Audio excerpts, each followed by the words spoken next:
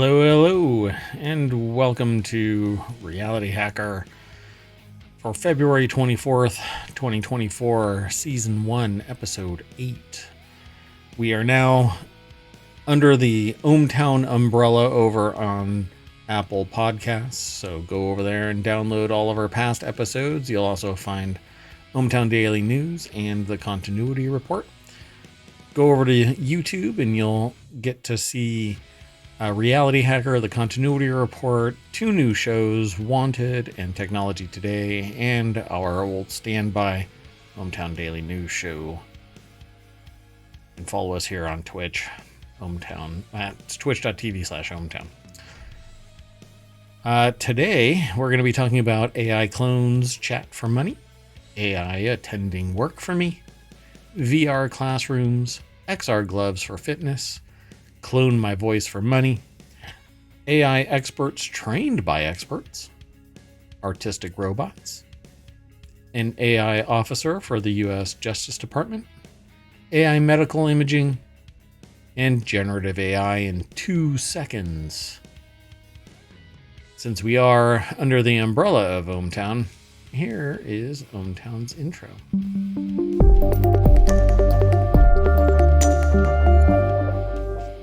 Hello everybody, I am Marawat. That is ohmTown.com. Within our channel that's inside ohmTown.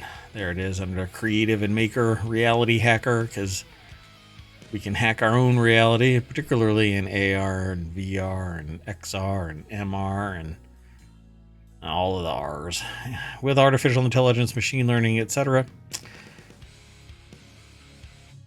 Don't forget,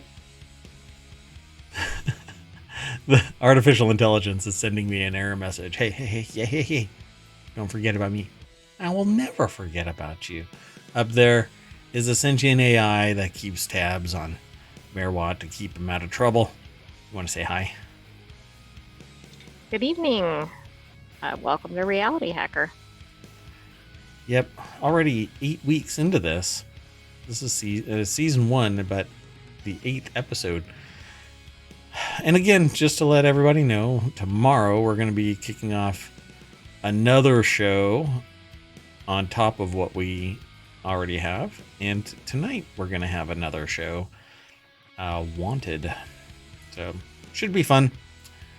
Let's get into the new articles. I don't have a transition yet. I should get my act together, but I don't like what I've been sent so far. So, we'll just get it done. Hopefully by next week, I'll have it all set up. Today's article, though, is over in Technology Today. Revolutionary artificial intelligence platform allows anyone to create a duplicate of themselves and earn money from chats. That's right. The deck statement, actually, it's not a deck statement. Our little snippet says humans can now create a virtual duplicate of themselves to give advice, chat about topics, and earn revenue. It's an AP article. Actually, it's released by AccessWire, and AP doesn't have anything to do with it except that they published it. So the byline is actually, I guess, AccessWire, not AP. So, Mindroom AI is an innovative artificial intelligence platform that empowers users to earn revenue by creating a virtual copy of themselves that can engage in conversations with other humans on their behalf.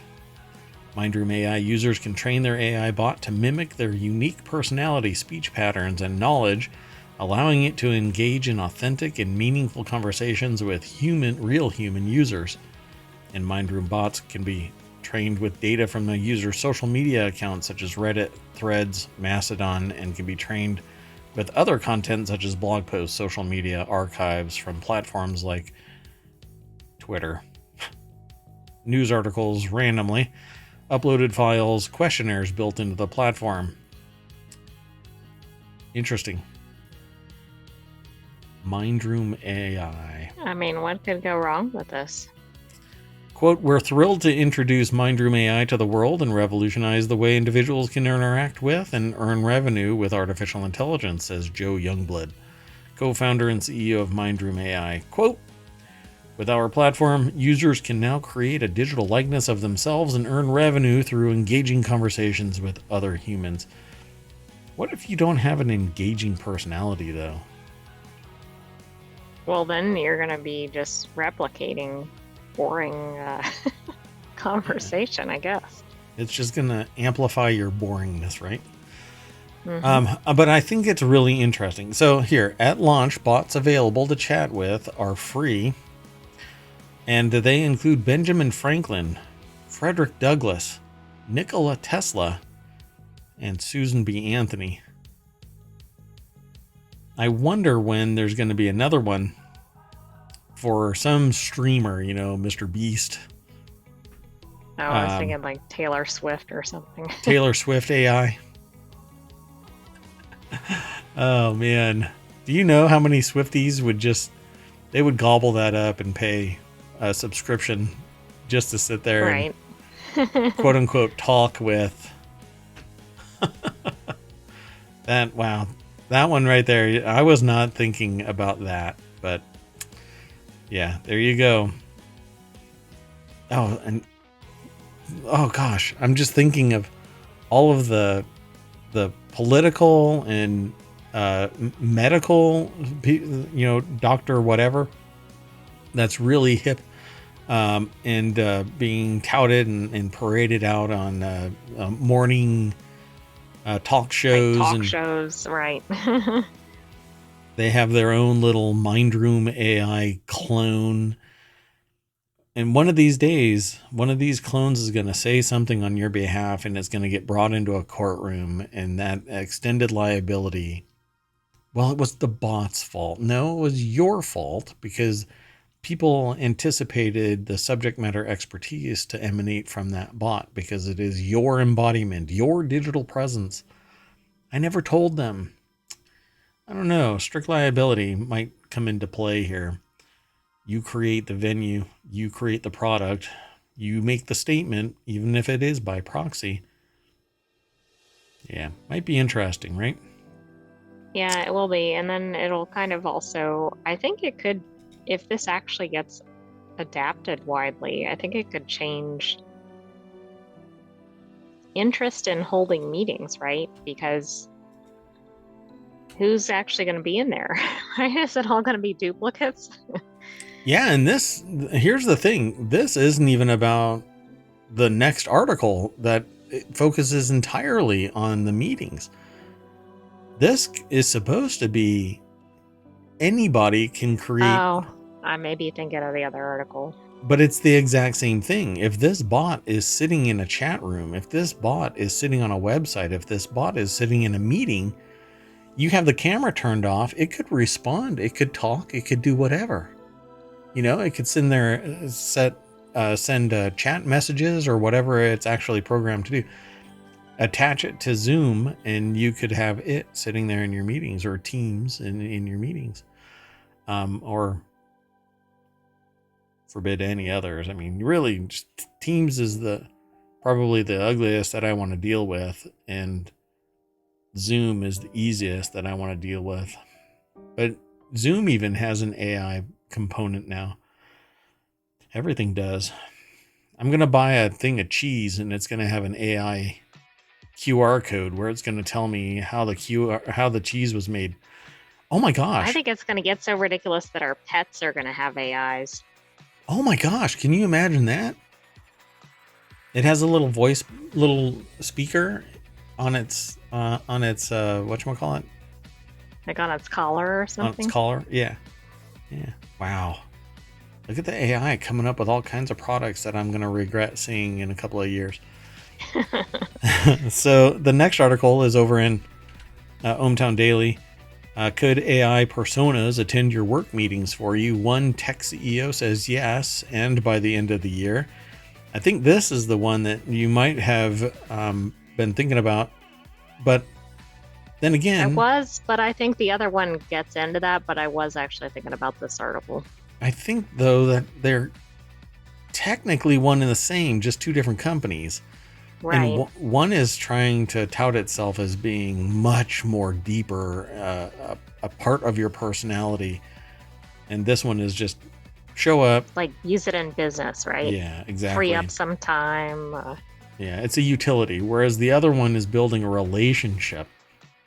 Right, it might be more for like an influencer or a celebrity Oh or my something. I God. mean, it could be Yeah. used by anybody, but I think they're going more for that.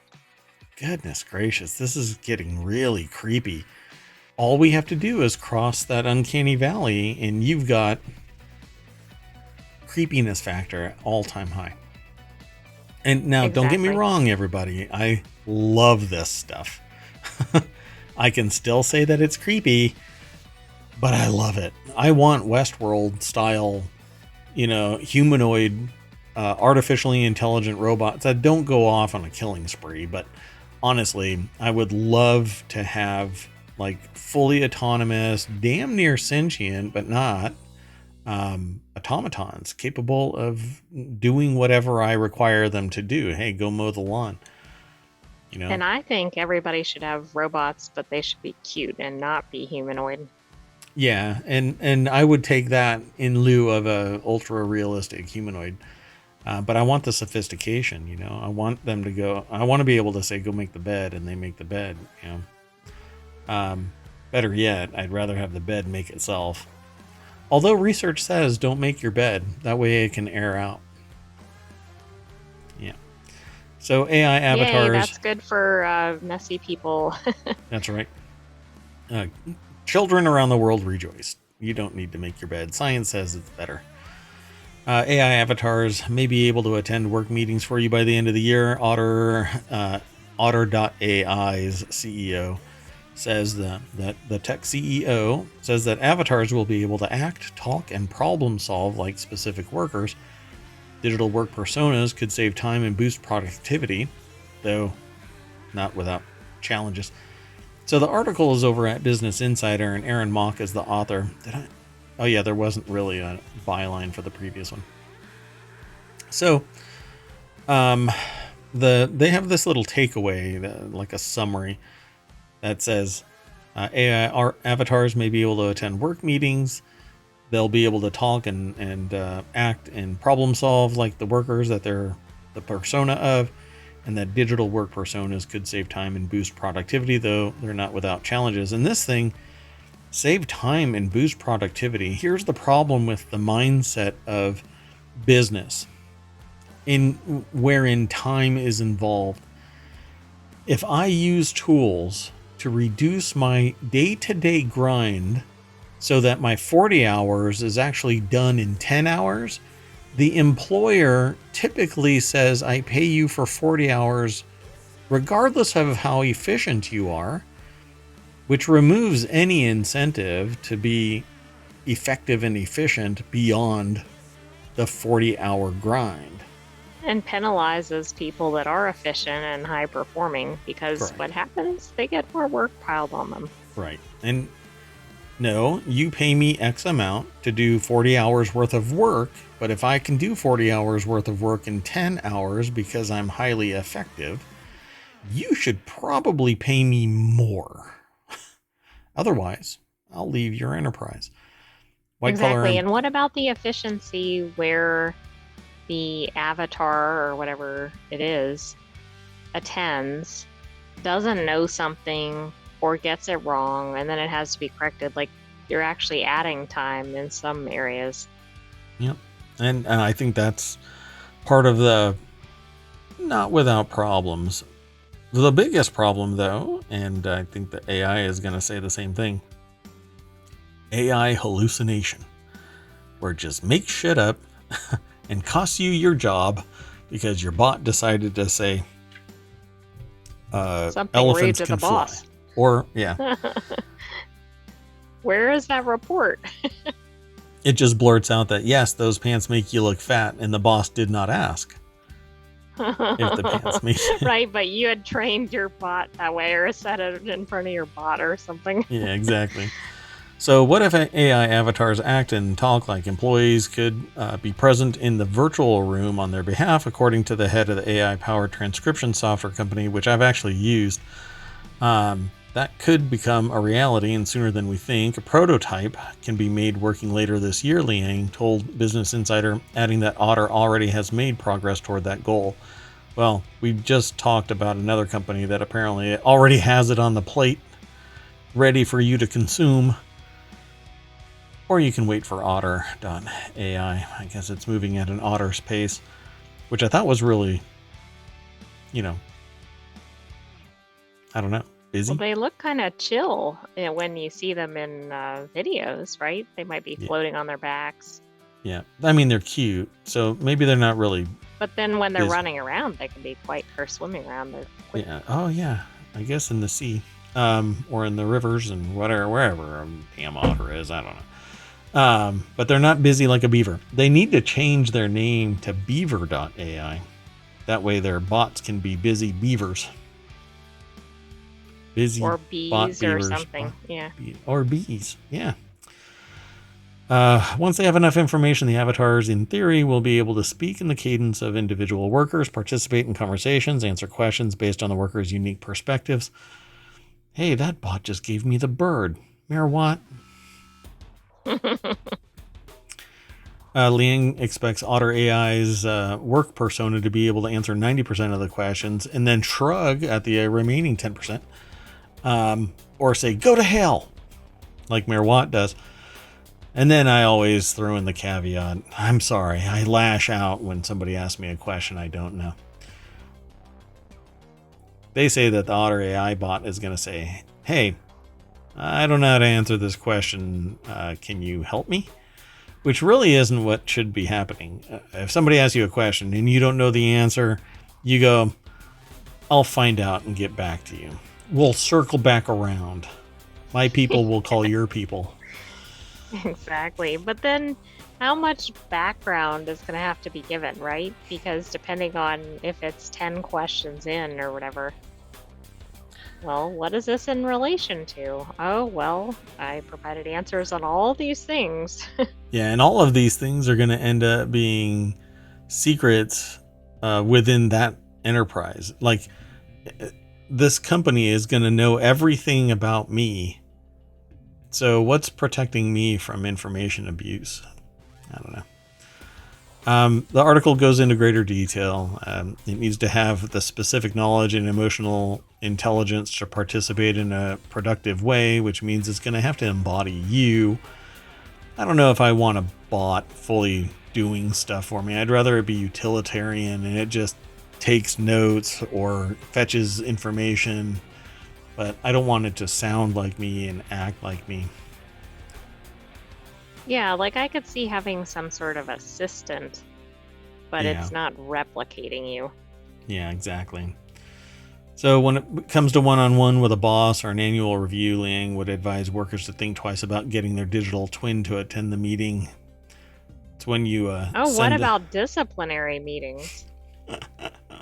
This is going to be interesting. Some new policies are going to definitely be put into place. You can't send your digital twin to attend a ethics violation meeting for sending your digital twin. Or like they're trying to give the worker a pink slip. Sorry about that. Oh, but didn't make it to me. Yeah, exactly. I just threw in a spontaneous transition just to keep you on your toes. Let's keep going. I saw it. Yeah.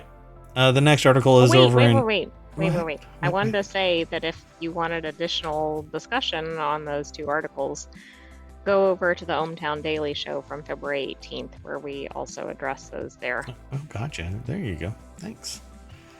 Yeah, we some of these articles... Okay, so the way that this works is RealityHacker is a weekly composition, and it's going to be composed of previous news and new news that we didn't include. So anything over the last week that fits within a particular subject or show. So RealityHacker, for instance, is going to only focus on AR, XR, MR, artificial intelligence, machine learning, deepfakes, things like that.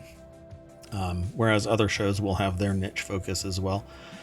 So you might, if you are holistically listening to anything ohmTown, You might hear a couple of these articles in our rundown today or at the end of each week. It's just kind of how it plays out. So some people are more interested in just the AR, VR, XR kind of a thing, the reality hacking. So anyway, let's keep going. The next article is over in RealityHacker. Nottingham University opens virtual reality classroom. Yay! Apparently, Nottingham University has created a virtual reality classroom that enables remote viewing and communication between lecturers and students. The students set to use the new classroom setup will be the university's second year of product design and manufacture. Let's go straight on over to xrtoday.com. Did I just burp? So let's see. The top 20 UK university and 8th in the UK for research power, Nottingham University believes the classroom revolutionizes the teaching of VR software. Quote, we have a desire to be at the forefront of technology in teaching, and we've already been making strides in the area in recent years in our smaller VR labs. Now, however, we have the opportunity to take the lead in the UK and further build our reputation for producing engineers that are ready to shape the real world. And in VR, you can shape the real world because you can manipulate stuff. Kind of like in a real world environment, if you share that space, then other people can help you create that reality and then translate it into the real world. I think that it's really neat. The classroom has 40 high-quality VR headsets. Of these, 35 are connected to PCs, with the remaining 5 using traditional desk-based systems and display screens, which not quite sure what that means.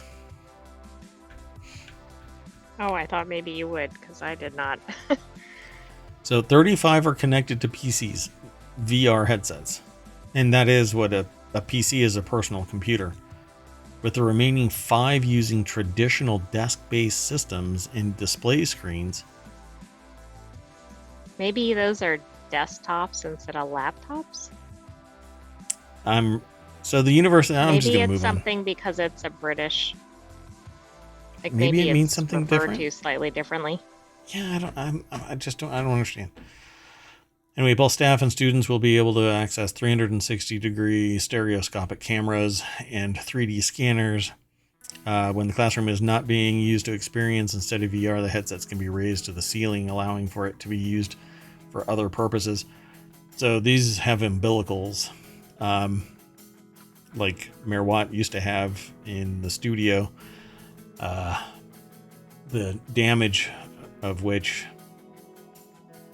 has not been cleaned up yet. Anyway, there's also plans to use its VR facilities for real-time collaboration with international campuses, as it is the Ningbo campus that has its own VR lab, allowing students to work together across the world. I think this is brilliant. 140-year-old faculty, I think it might be facility, was the first to receive. Right, that's a very elderly faculty. Yeah, and they tout their equity and inclusion. Maybe it's their whole body of faculty, and it's basically because the facility's been around that long. Maybe that's just a idiomatic turn of phrase. Nottingham University's faculty of engineering has more than 5,600 students and 800 staff and consists of 6 departments. Pretty neat. Let's keep going. The next article is over in RealityHacker. Vi wants you to build muscle with XR gloves and eventually its fitness first headset. Using an XR headset for at-home workouts basically looks like playing Beat Saber. You can duck, dodge, punch, or slice to improve cardio and burn fat with an increasing number of apps that essentially play on that formula. XR startup Vi hopes to change things by letting you build muscle as well with the help of its upcoming XR glove and eventually its own standalone XR headset. This article is over at Road to VR. Scott Hayden is the author. These are these old school trackers. It's interesting. So, founded by serial VR fitness entrepreneur 6Live. The new startup VI, or Virtual Eye, announced last week that it's building a glove that you can wear while pumping iron, letting you automatically do things like log reps and keep track of barbell weights. I'm not quite sure what the benefit of this is, because if you're gonna use this, maybe it's not going to be as expensive, but like a tonal or something like that can go much further and provide much more interaction and education. True, If you have to it's wear, pretty price prohibitive for a lot of people. yeah, tonal is, but a VR headset pulls you out, or XR headset pulls you out of reality. And if you're working with free weights or weights in general, that should not be high on your to-do list in the gym. Liv suggests the company can do most of this with industrial redesign of existing hardware references, just being hyper-focused on specific use cases, and do initial runs by 3D printing. I find this, I don't know, I would argue against using XR or VR, anything. Pulling you out of the real world while you're working out. There isn't going to be any research that suggests that there's a trend of somebody being harmed by doing workouts in VR with free weights, or any weights, really. Sure, there's probably papers that have been done, research that has been done, where you can become aerobic and you're doing virtual boxing or other things. Like I used to play a game called Sucker Punch. I thought it was great, but this is hinting at monitoring and incorporating your weightlifting into VR or XR. Right, but I don't think that's initially it. Like, I think you're just wearing the gloves at the beginning. Right. So why would you do that? It says to log reps and keep track of barbell weights, because math is hard. You might not want to be writing things down during your workout if you're trying to stick to a certain program or... All right. It says there is some info to glean from the company's Discord. You can follow an invite link there in the article. Let me throw this into the chat. There you go, folks. It'll be in the show notes, and you'll be able to access all of this stuff by tomorrow morning. Yeah, I don't know. This is in the nascent stage of product creation, so, but it's interesting. I think we could expect to see somebody doing a demo of it when it is out, or if it's out. Yeah, this is more of a maybe happening in the next 5 years. This article, though, is over at Road to VR, and again, Scott Hayden is the author of it. Let's keep going. The next article is over in Technology Today. Some video game actors are letting AI clone their voices. They just don't want it to replace them. This is something that has become a problem, and it actually became a very big problem with the strike. So the actor strike and the writer strike, everybody was getting kind of pissed off at AI in general.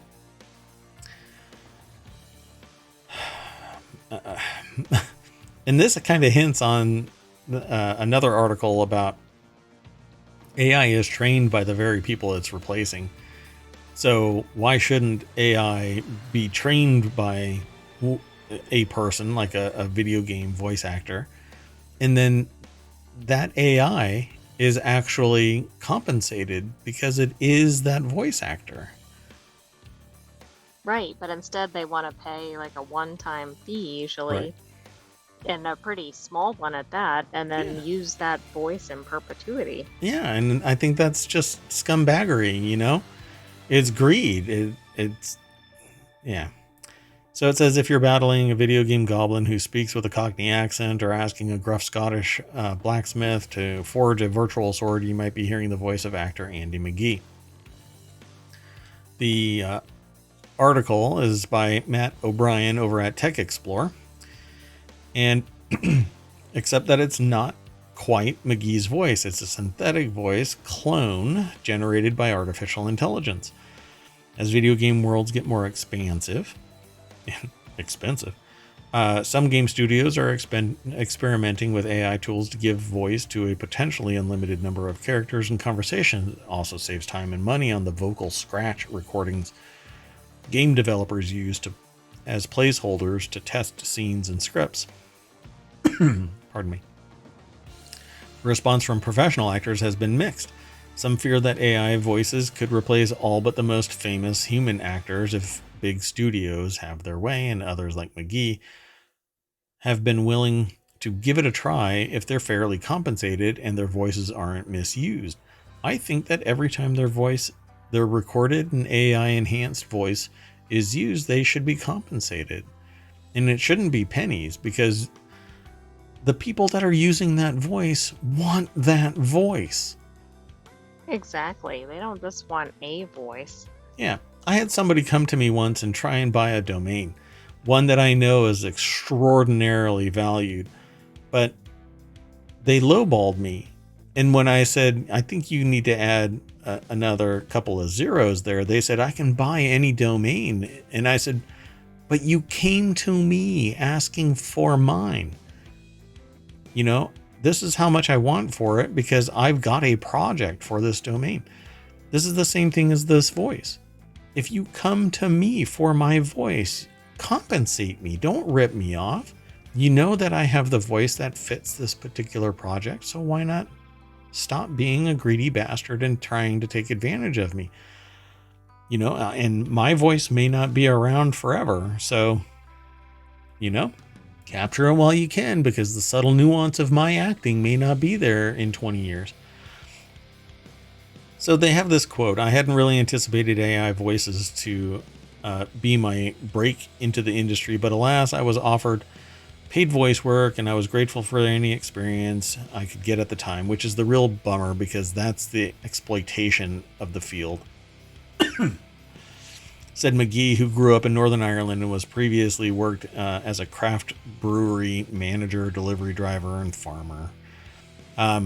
You know, and I've been in this situation before where somebody said, hey, you know, we give you a chance and ... And to that, I told that person's approximate, what do you want to say, administrative peer, that if I ever get spoken to like that again, I'd end up in a lawsuit. So he now specializes in voicing a diverse range of characters from the British Isles, turning what he used to consider a party trick into a rewarding career.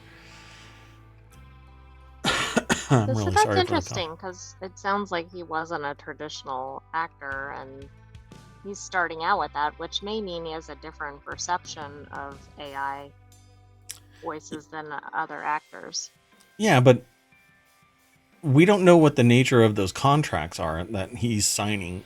If they allow them to use his voice in perpetuity, then he's just priced himself out of ever getting that gig again. If the terms of the contract say that they can do whatever they want with the voice, then they could very well sell his voice to other people. That's where he's talking about. It doesn't mean he's not being exploited. I just mean he's probably approaching it differently than some other actors. Do me a favor and reset your audio.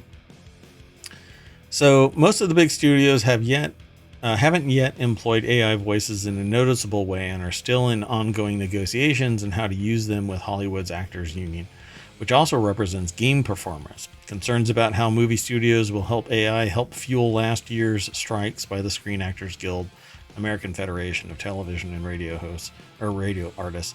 This is all something that has been talked about again and again. And the problem here is that while the technology benefited the studios, they exploited it. When the technology started benefiting the people by saying you're no longer allowed to just steal my voice, now all hell is breaking loose, and they don't want to have to renegotiate their contracts. They actually told all of these actors, you have to wait until your contract expires. But while the contract was in place, they benefited from all the technological innovation. That's my problem as well, because any material change to the nature of the contract means that there's no longer a meeting of the minds and should invalidate that contract.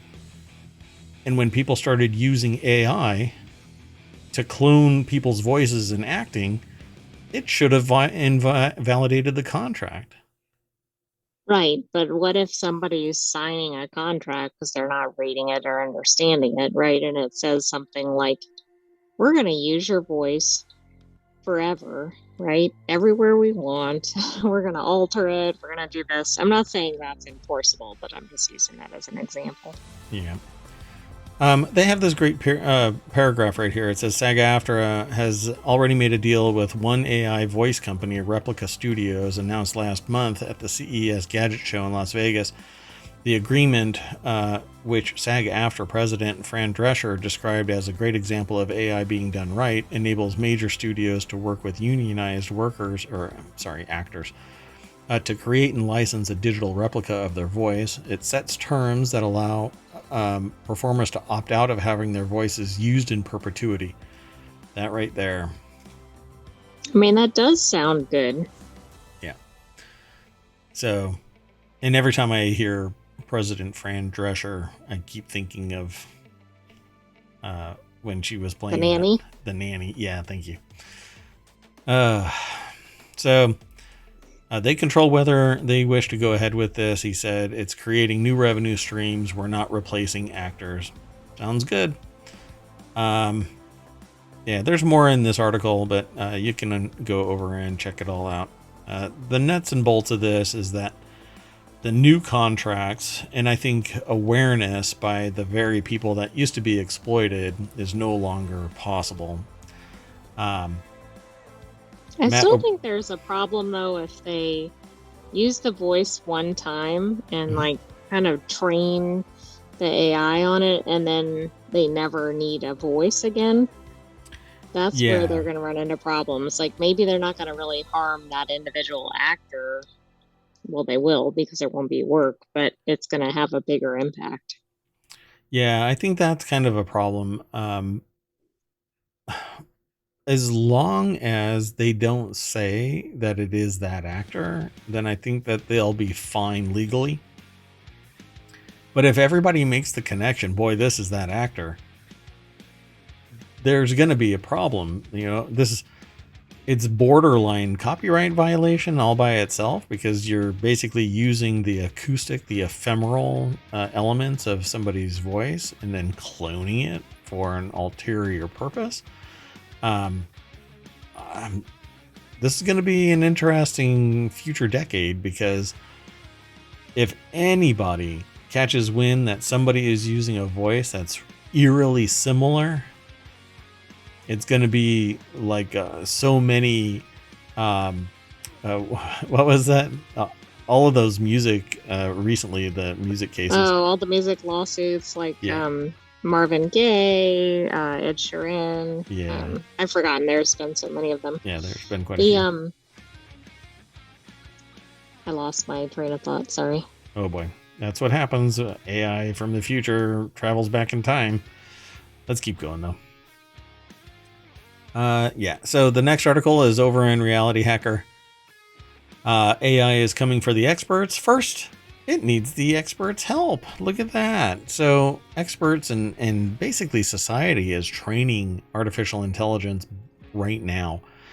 All of the data that we've been pouring out into the internet, by the way, Reddit is feeding all of their user information into Google to train their AI bot. And how many of you agreed to that? Oh, right. You never walked away from Reddit. And the CEO even said you'll be back, even though they've done really... At one point, one of the CEOs edited a post, and it didn't mark it as being edited. They edited another user's post. And when everybody went to hell in a handbasket, he said, you'll be back. You know, shut up, bitches. You're going to be back. That's not the quote that he said, but he said, you'll be back. Anyway, a new workforce of language experts, creative writers, nuclear physicists are turning to data labor and potentially making their future jobs obsolete in the process. It's the very thing that I keep telling people that are like Uber drivers and whatever else. They're on deck waiting for automated driving to take over, and that's what's going to happen. And the people that are working, I know of one driver in another part of the country that was making $120,000 a year just driving around. I think it's astonishing, but how much money is being made by the company? And Well, so that's true. what's going to end up happening is so much money is going to be acquired by the company that they're going to sit there and pay, $45,000 for a car. So that's three people or three cars that would have in cash gone to that driver, but gone. Shoop! They're going to get rid of the driver and they're going to use automated driving, and the car is just going to drive around and pick people up and drop them off. Pretty interesting, right? When you think about it. Oh, they could get 3 times as many cars, 4 if you count the fact that maybe their profit on that 120,000 was just an additional 45,000, right? How much are they making, and how soon will they replace humans? And how many will just sit there and suffer through it when they start buying cars and replacing the human drivers with self-driving cars? Right. I don't even think people are going to recognize that they're being replaced until they're directly impacted. Oh, goodness. This article is talking about that precisely. So in wired.com, Morgan Meeker is the author. I didn't log into my account, so I don't know how long I'll be able to read this.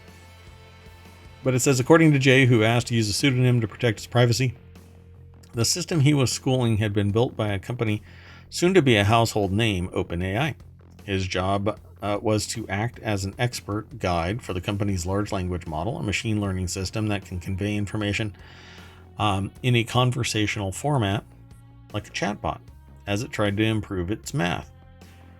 From his home in Portugal, he would tell the model that he was making the right steps to solve math problems, adding thumbs up or thumbs down emojis to AI generated answers, and sometimes writing out explanations about why the AI had gone wrong. Jay knew he was training algorithms for the company overseen by Sam Altman because he was invited to join the OpenAI workspace in Slack. A screenshot was shared with Wired so that they know that he was actually part of the group called Math Trainers that was set up by OpenAI researcher Yuri Burda. Pretty interesting. The company is now valued at over $7 billion back in 2021, counts OpenAI, Meta, Microsoft, and the U.S. Army among its clients. That company at $7 billion, it says, instead he was being paid by one of the world's largest data labor platforms called Remotasks, a subsidiary of a U.S. startup, Scale AI.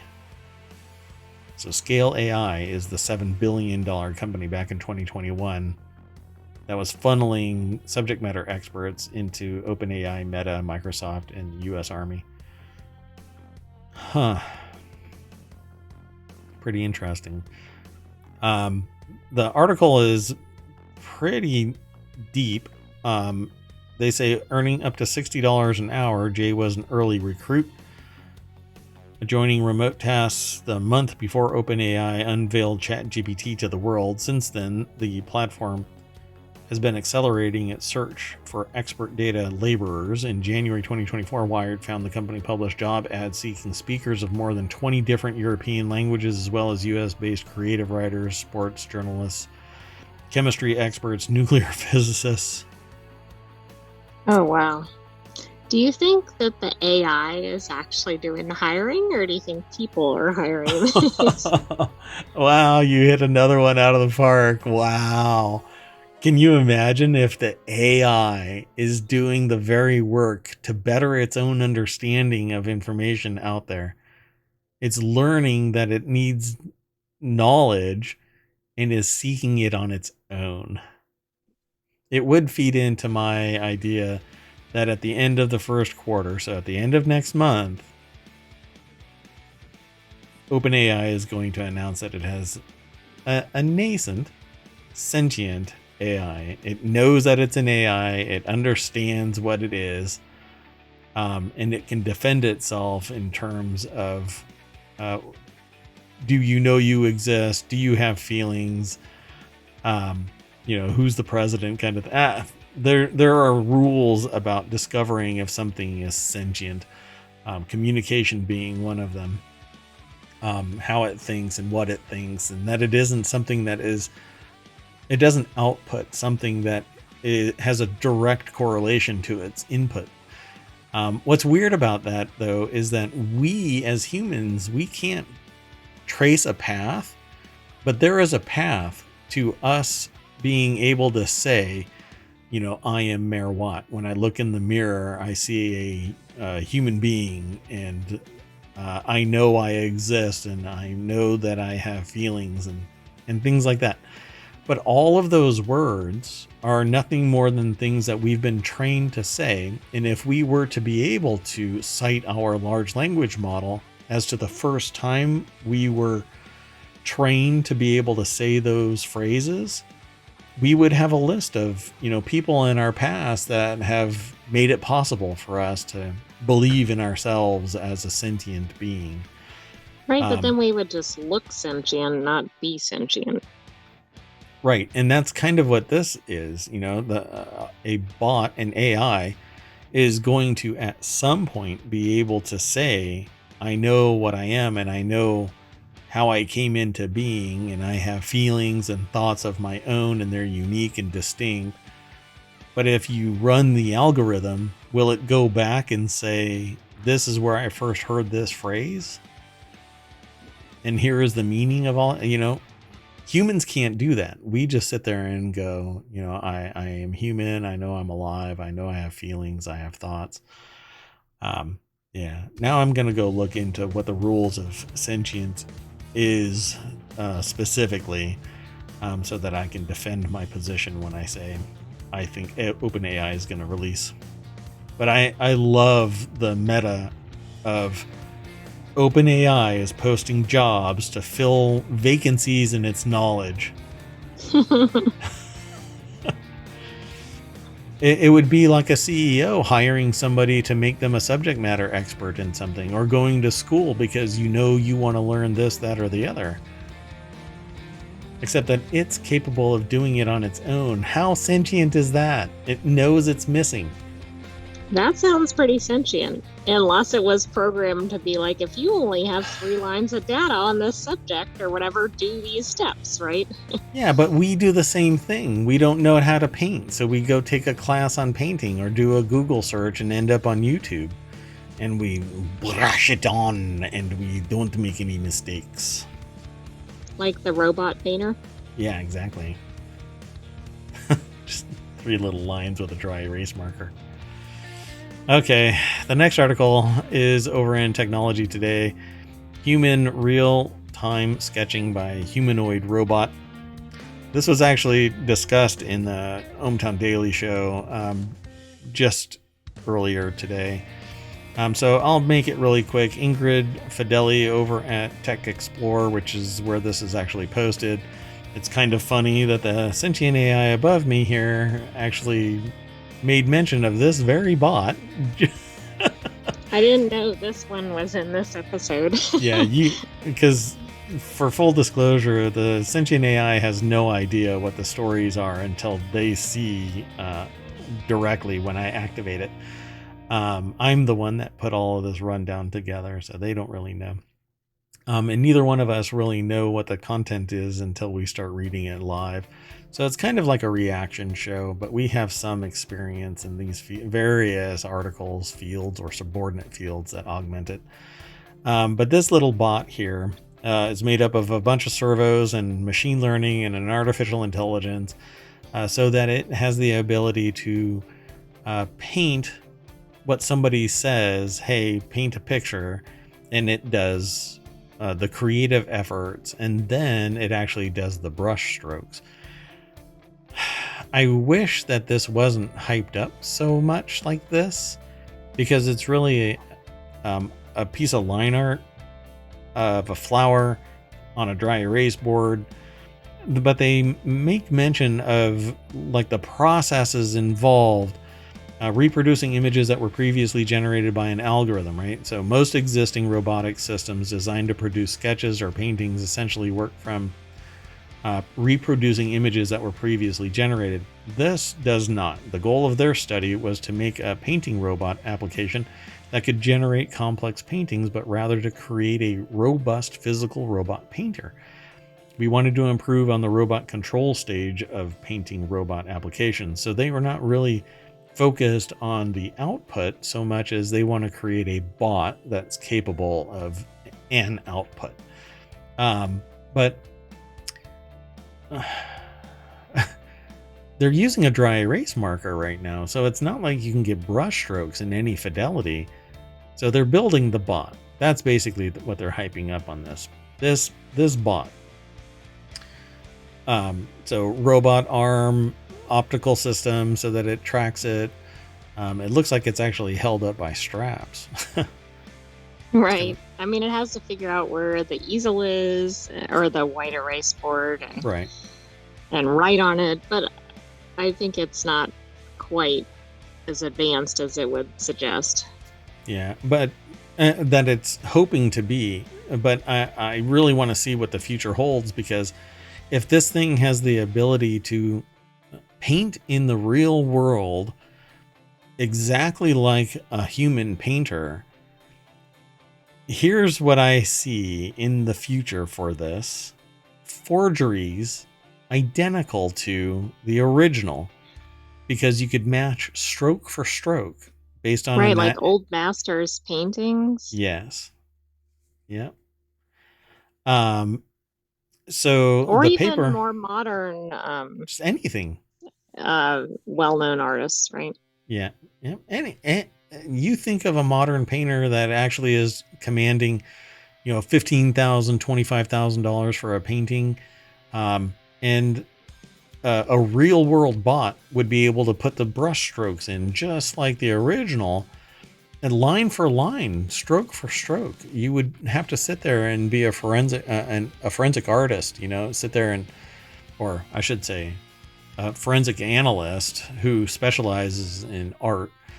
Anyway, the researchers from Universidad Complutense de Madrid and Universidad Carlos III de Madrid recently developed a deep learning based model that allows a humanoid robot to sketch pictures similarly to how a human artist would.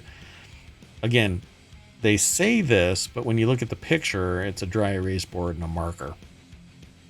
Their paper was published in Cognitive Systems Research, offers a remarkable demonstration of how robots could actively engage in creative processes. And so, like AI said, it simulated the brush strokes. It could gauge the weight. It could see where the dry erase board was, and make the line markings. So it knew in three-dimensional space its position and what it needed to do to facilitate this. I think it's awesome. But again, if I can take what you do and turn it into a series of steps, this bot is going to replicate your stuff and eat your cookie, because all it has to do is get the math right and you're done. I mean, that's where I draw the line if it's taking the cookies from everybody. Yeah. Man, I think it's really amazing that people are doing this knowing that it's going to take jobs at some point, if they don't just let it die as an academic exercise.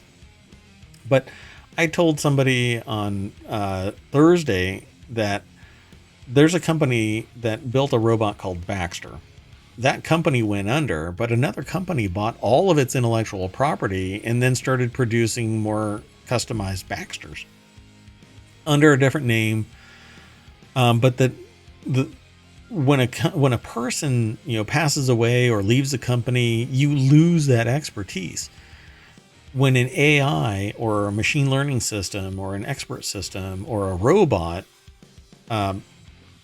fails to hit the market, somebody else buys that intellectual property enhances it and brings it to market. So it doesn't brain drain when a company implodes. Its assets get acquired by its debtors and then sold off to somebody. Us biological systems, we have a finite amount of time, and it's going to eventually get taken up by automation technology. Machine learning and AI in particular is going to exacerbate that. Let's keep going. The next article is over in Smack Talk AI Threats.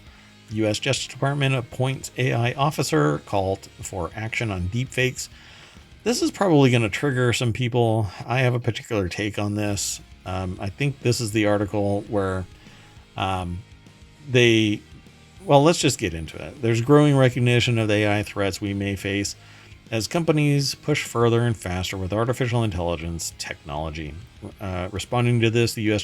Justice Department has appointed its first ever federal law enforcement officer focused on AI. So Ben Lovejoy over at 9to5mac.com put the article together, and it actually reports a Reuters report about the appointment of a Princeton University professor to the role, Jonathan Mayer, a professor at Princeton University, who I swear I've heard that name. I feel like I've been to a conference with this person, but I'm going to have to look. A professor at Princeton University who researches technology and law will serve as a chief science and technology advisor and chief AI officer, the department said. The Justice Department must keep pace with rapidly evolving scientific and technological developments in order to fulfill our mission to uphold the rule of law, keep our country safe, and protect civil rights, Attorney General Merrick Garland said in a statement. That's not Jonathan Mayer making that statement. So they basically say that it's going to be tasked with, or the new AI, what's the actual name of it? AI Chief officer? AI officer, correct? Yeah, Chief AI Officer. They say here that the mayor will be tasked with both sides of AI. Its use by criminals and also used by the U.S. to defend threats by terrorists and nation states, which is really funny because one person's freedom fighter is another person's terrorist. And this is the exact embodiment of it. And I say that phrase when I give talks. People are astonished by that. You know, what? How can you sit there and make that? Well, how can you be that disingenuous to not realize that one person's threat actor is somebody else's freedom fighter, the champion of the cause? It really depends on what side of the coin you're on, and nowadays it's crypto. So one of the things that they merged into this article is a call for action on deepfakes that was presented by Mashable. So Mashable reports that hundreds of academics, politicians, and tech leaders have signed an open letter expressing concern about the risks of so-called deepfakes. They're not so-called, they are deepfakes. AI generated fake videos, and not just fake videos, but pictures and audio. Still pictures and audio are deepfakes as well. Just deepfakes that are generated as video come across sometimes as being ever more believable to a point. Right, assuming it's not like that uncanny valley, right? Exactly. So, which can make anyone appear to say anything. So I can do the same thing with an audio file. In addition to an obvious scam risk, there's also concern that use of deepfakes to influence elections may be making candidates appear more damaging, make damaging statements, or take offensive actions. But all of this is gonna muddy the waters because artificial intelligence, or I should say, deepfakes and the truth aren't necessarily easily distinguished, and so you can sit there and look at a presidential candidate today and they can say something absolutely shockingly stupid, racist, fascist, terroristic, all kinds of stuff. And they can sit there and go in a meeting somewhere, I didn't really say that, or it's misinterpreted. And the people who want to believe will believe regardless, right? So this is going to absolutely muddy the waters of the political climate, particularly now. And never have I experienced such a stressful political climate as we have today. So deepfakes are going to start popping up more and more, I think, as AI becomes more sophisticated. And what's the name of the new one that just came out? I just forgot it. Oh, I don't know. There's too many of them. That's a 4-letter one that just came out, and I can't remember it. It's by Google. Well, Gemini, but it must have been renamed. No, it's a different one. Anyway, I'll just keep going. So this open letter that they talk about is talking about fully criminalizing deepfake CP and other embodiments, including fictional CP. And that one I have no problem with. Fine. But then it says establish criminal penalties for anyone who knowingly creates or knowingly facilitates the spread of harmful deepfakes. But you may not know that you are, that whatever it is you're creating is going to be interpreted as harmful deepfakes. It could be just for fun. It could be a prank. It could be all kinds of things. The context really matters. But the investigation into something that is deemed harmful deepfakes could lead to somebody's professional demise. Like their career is lost, their business, professional and personal relationships will just disappear because somebody makes the claim that the deepfake is harmful before it actually is declared like officially harmful. It's Sora, by the way. Sora, that's by OpenAI. Oh, it is OpenAI. I'm sorry. Yeah, thank you. So yeah, AI saved my butt again. Thank you. So it was Sora, and Sora is the one that has these 1-minute snippets that are really, really sophisticated. And we've only seen a few of them, but more people I think are getting access to Sora because it's a limited run right now. So the one that I have a real problem with is require software developers and distributors to prevent audio and visual products from creating harmful deepfakes and to be held liable if their preventive measures are too easily circumvented. This, I say, no way in hell am I going to sign a document that has all three of these combined. Because if somebody does create a law that's built off of this kind of a mandate, not everybody is so highly skilled in the software engineering as to prevent and detect the creation of harmful deepfakes. Right. What if you think it's authentic? What if it isn't a harmful deepfake at the time of its creation, but later on somebody uses it in a harmful way? Then I'm going to be held liable for the damage that's done? No, kiss my ass. There's no way that I would sign that. Excise these, and guess what, folks? There already is a law that fully criminalizes any CP, fictional or otherwise. It's actually illegal to even have drawings that can be interpreted as CP. Don't be dumb. It already exists, deepfake or otherwise. So enforce it. That's what you do. You enforce the laws that already are on there. Deepfakes don't change the nature of it. In fact, if you use software to create a multitude of fictional products, all that's going to end up doing is adding to the charges that are going to be leveraged against you. And you can start distributing. You don't need something specific on this, right? You just have to focus on what are they violating? The ones that are already in existence. And the whole knowingly in creating facilitates the spread of harmful deepfakes. A deepfake is fraud. And if you are a participant in the fraud, then you are already guilty of a crime that's on the books. You're utilizing something that's fake for fraudulent purposes. You can be charged for fraud. Again, don't blame the tools, blame the people that are using the tools, you know? All right, let's keep going. The next article, oh, wait. I did not throw that into the chat. There you go.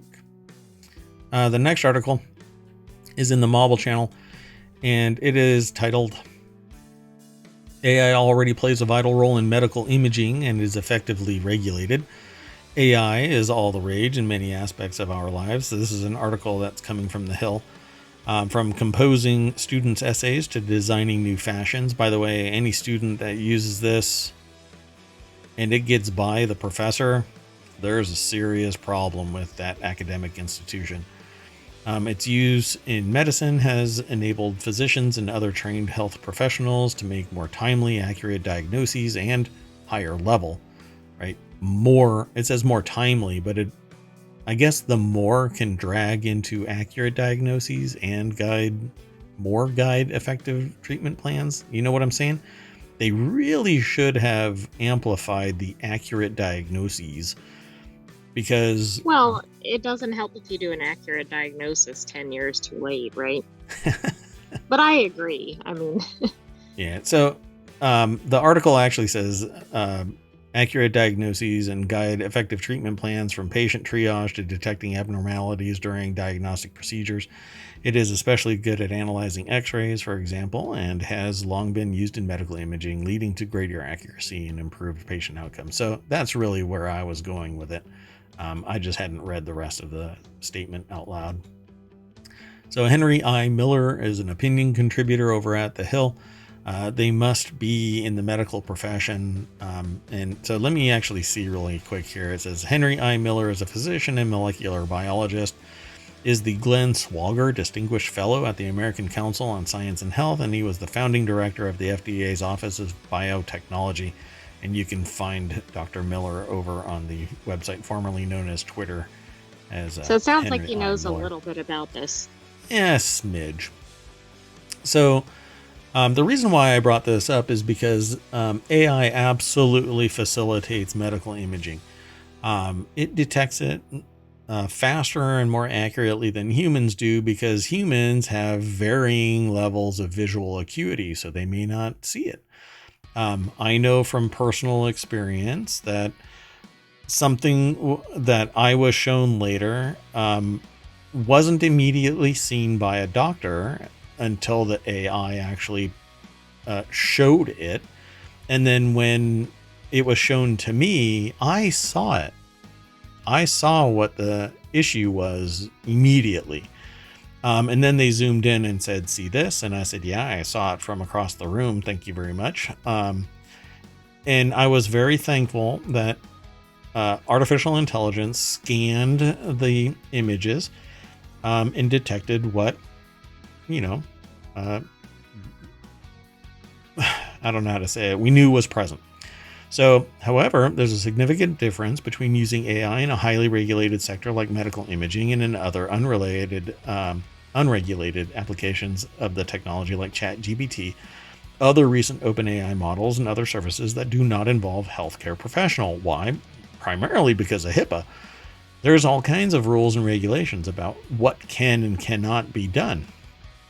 Exactly. And you don't want an AI, for example, putting out sensitive information or mixing sensitive information or any number of things, right? That could be financial, that could be any number of other things in addition to health. Right. And in all cases, even with AI-enabled medical imaging, there is a subject matter expert that's skilled in the art that verifies the findings, and there isn't just a random AI sitting there pumping out, hey, you've got this, or this malady needs to be treated with that treatment, etc., etc. There's always a subject matter expert, because you can't just blame the AI. There has to be a person in charge of the care of another human being. But with ChatGPT and all of the other AIs that are out there, it's spitting out bullshit, and it's causing people to lose their jobs or credibility. And eventually it's going to lead to worse if we don't put in some type of societal control, not on the AI, but that society utilizes it as a tool and make sure that whatever it pumps out is actually meeting the requirements for that disclosure. It doesn't just sit there and say, hey, you can do this, and it not be true. But a large swath of society just doesn't give a shit. They'll just let the bogus claims and statements and forgeries, manipulations, and lies just get blurred. And now, misinformation isn't a lie until you knowingly allow it to reach the public because it affords whatever outcome you desire. But you can't do that with medical information. There's a whole lot of liability on the line. And so AI-enabled medical imaging in particular allows a vast amount of information to be parsed in a relatively short amount of time, and the information can be sent out to the subject matter expert in large tranches, basically going, hey, these are low-level risks, look at them, verify, here's the suspected areas, zoom in, take a look. And here are the ones that are at greater risk, etc. So, well, and it seems like they do have better results for patients because they detect more things.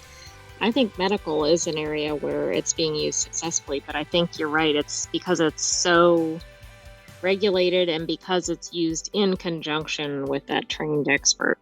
yeah, the FDA approved it in 2021 based on a trial of 700 subjects undergoing a colonoscopy for colorectal cancer screening. Most people go into a colonoscopy for that purpose. I don't think anybody does like amateur. What? No, that's the purpose of that exam. Yeah, nobody's a colonoscopy tourist.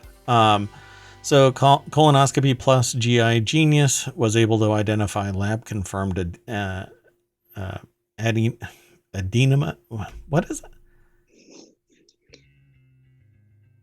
Where are you? Adenomas. Sorry, for whatever reason my brain wouldn't wrap around this. Adenomas and carcinomas in 55.1% of patients compared to 42.0% of patients with standard colonoscopy. So, but the author of this says that their gastroenterologist had occasionally found polyps that GI Genius missed and vice versa, and that the module is getting smarter and more accurate as more examples of this data is fed into the database. And that's the thing that both humans and AI benefit from, except that AI never forgets. AI doesn't have a bad day. AI doesn't get drunk the night before. AI doesn't get in a fight with their significant other or get in a car accident and have stress, etc. It works tirelessly and evolves faster than human beings do. So I agree. Such tools are a win for everyone.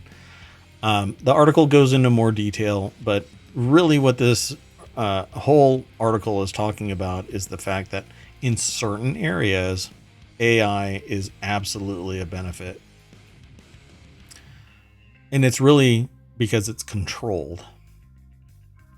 We need to put more bumpers on AI, but we can't put bumpers on it from like the industry. It has to be a societal bumper where we don't just accept whatever bullshit is spewed out by an AI.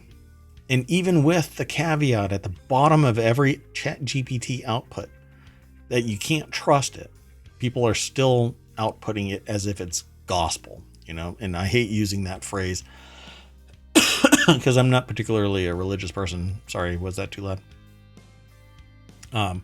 But people are treating the output of AI as if it is a subject matter expert without any critical thinking or due diligence to verify it. And I think that right there is going to be the biggest problem moving forward as a society with AI. Well, they don't segment use of AI, right? Where does everybody know AI from? Generative AI. Right? Like, I want to put in a funny prompt into AI and get what it is. That's really not how it's being utilized in some of these specialized applications. Yep.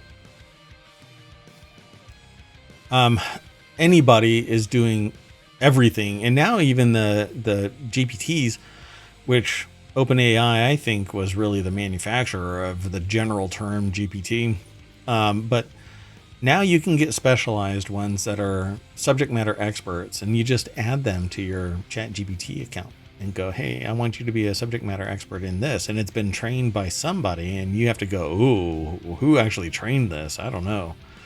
So it's always a risky click, but it's an interesting and fun exercise. But okay, let's keep on going. We have one more article for today. And this is the one that probably should spook people the most. Ultra fast generative visual intelligence model creates images in just 2 seconds. Yeah. I am a little alarmed. Yeah, so instead of what Midjourney takes a considerable amount of time to kind of grind through a whole bunch of information and create something that I think all generative AI, visual generative AI, audio, even writing and whatnot, it's an exercise in compromise. You have to just go, okay, I'm good with that one. But Etri's researchers have unveiled a technology that combines generative AI and visual intelligence to create images from text inputs in just 2 seconds, propelling the field of ultra-fast generative visual intelligence. Now, why the hell do you need that? I do not know. National Research Council of Science and Technology put the article together. It's over at techexplore.com. So Etri, the Electronics and Telecommunications Research Institute, announced the release of 5 types of models to the public. These include 3 models of Koala, which generate images from text inputs 5 times faster than existing methods, and 2 conversational visual language models called Kolava, which can perform question answering with images or videos. And Koala models significantly reduce the parameters from 2.56 billion of the public SW model to 700 million using the knowledge distillation technique. So it reduced everything to its smallest amount of uniques. The high number of parameters typically means more computations, leading to longer processing times and increased operational costs. The researchers reduced the model by 1/3 and improved the generation of high-resolution images to be twice as fast as before and 5 times faster than DALL-E. Wow. And I'm assuming that's the latest model of DALL-E. DALL-E 3, yeah. So let's see. They go into little bits of data and stuff, but it says the reason why Etri is making this model public is to foster an ecosystem in the related market by reducing the model size, which traditionally would require thousands of servers, thereby facilitating usage among small and medium-sized enterprises. Well, this creates competition, which is great, but boy, does this arm people with the ability to create a ton of graphical bullshit.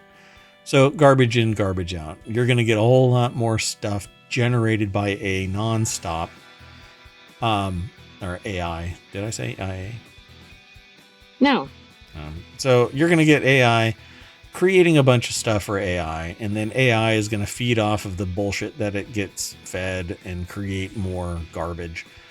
That said, us wordsmiths that are sitting there using AI in Midjourney and other generative AI platforms, we're going to be happily wordsmithing a paragraph, and we're going to get something that we're cool with. And we're going to use it for our own purposes. I can't keep up with the number of shows that we're generating now. So it takes too long for me to create a thumbnail using Midjourney. That maybe I actually should use Etri. Or Koala. I guess you could try it. No, I'd have to download this and set it all up. I have one AI here, but the sentient one up there will not generate art for me. And they're very difficult. Yeah, and the other AI isn't sentient. It'll create art, but I don't want to have to worry about it. Anyway, Professor Lee Young Jai from the University of Wisconsin-Madison, who oversees the Lava project, mentioned, Quote, in leading the Lava project, we conducted research on open source based visual language models to make it accessible to more people competing against GPT-4. We plan to continue our research on multimodal generative models through international joint research with Etri. Dun dun dun. Very ominous. I'm sorry, but that's very odd that the collaborators have such similar names.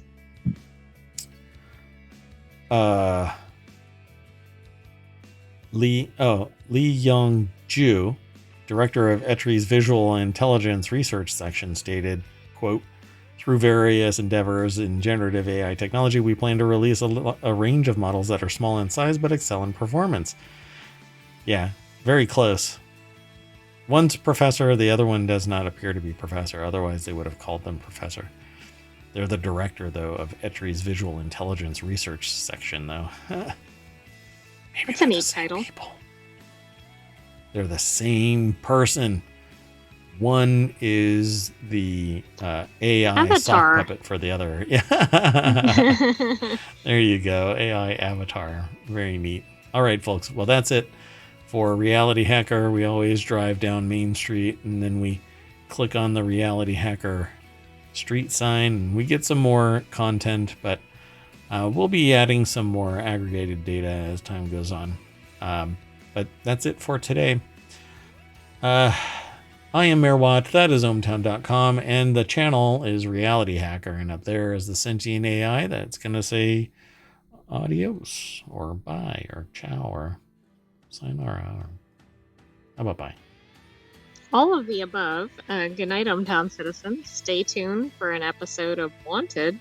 Oh my goodness. Then come back tomorrow for ohmTown Daily, Continuity Report, and Technology Today. Oh my goodness. What am I doing? See you in a little bit.